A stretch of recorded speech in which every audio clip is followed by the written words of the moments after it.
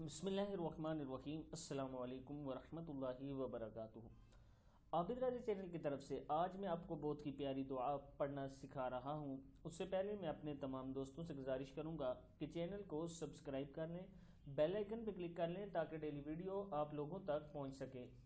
دنیا و آخرت کے کاموں پر کفایت کا نبوی نسخہ 7 مرتبہ آپ نے یہ پڑھنا ہے۔ کہتے ہیں کہ یہ دعا آپ سچے دل سے پڑھیں یا جھوٹے سے قبول ضرور ہوگی۔ پڑھنا کیا ہے؟ حسبی اللہ لا الہ الا ہوا علیہ توکلت وہو رب العرش العظیم۔